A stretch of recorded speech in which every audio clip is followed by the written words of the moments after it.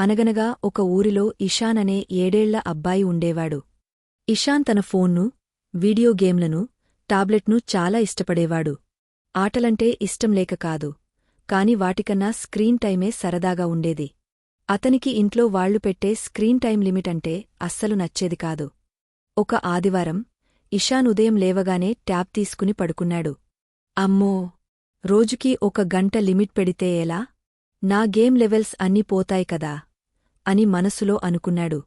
సరిగ్గా అప్పుడే ఇషాన్ పక్కన ఒక ప్రకాశవంతమైన వెలుగు కనిపించింది. ఆ వెలుగులో నుండి ఒక చిన్న దేవత ఇషాన్కు కనబడింది. ఇషాన్ ఆశ్చర్యపోయి, ఎవరు మీరు? మీరు కూడా వీడియో గేమ్స్ ఆడుతారా? అని అడిగాడు. ఆ దేవత నవ్వి, నా పేరు దివ్య, నేను నీకు ఒక పెద్ద సాయం చేయగలను. నాకు తెలుసు నీకు స్క్రీన్ టైం లిమిట్ అంటే నచ్చదని. అందుకే నేను నీకు ఒకరోజు మొత్తం 24 గంటలు అన్లిమిటెడ్ స్క్రీన్ టైం ఇస్తాను. నువ్వు ఎంతసేపు కావాలంటే అంతసేపు ట్యాబ్ చూసుకోవచ్చు, గేమ్లు ఆడుకోవచ్చు అని చెప్పింది. ఇషాన్ ఆనందానికి హద్దులు లేవు.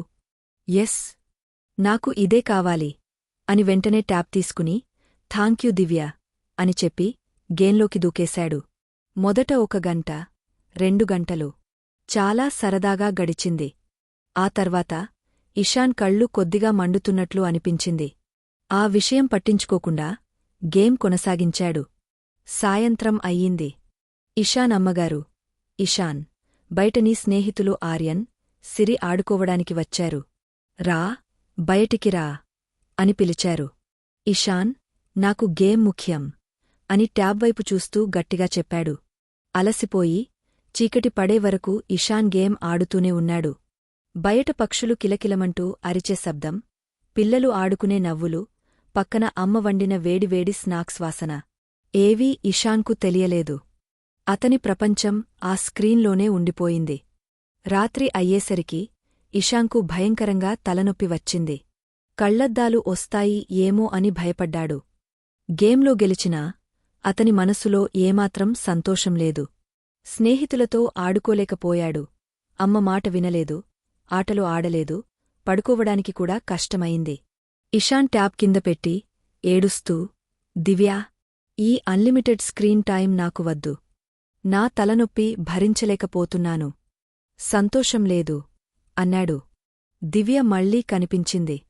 ఇషాన్, స్క్రీన్ టైం ఎప్పుడూ ఒక పరికరంగానే ఉండాలి. అదే నీ ప్రపంచం కాకూడదు. నువ్వు బయట ఆడుకునే ఆటలవల్ల, స్నేహితులతో మాట్లాడే మాటలవల్ల, అమ్మమ్మ చెప్పే కథలవల్ల వచ్చే సంతోషం ట్యాబ్లో రాదు. అది నిజమైన సంతోషం అని మెల్లగా చెప్పింది. ఇషాన్ మరుసటి రోజు ఉదయం ట్యాబ్ను పక్కన పెట్టి వాళ్ల స్నేహితులతో పార్కుకి పరుగెత్తాడు. ఆ రోజు ఇషాన్ ఎప్పుడూ లేనంతగా నవ్వాడు, ఆనందించాడు. అప్పటినుంచి ఇషాన్ స్క్రీన్ టైంను 1 గంట మాత్రమే ఉపయోగించేవాడు.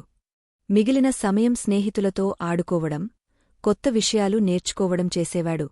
పిల్లలు, సాంకేతికత మంచిదే, కానీ జీవితంలో స్నేహం, ఆరోగ్యం మరియు కుటుంబంతో గడిపే సమయం ఇంకా ముఖ్యం. సంతోషం స్క్రీన్లో కాదు, మన చుట్టూ ఉన్న నిజమైన ప్రపంచంలో ఉంది.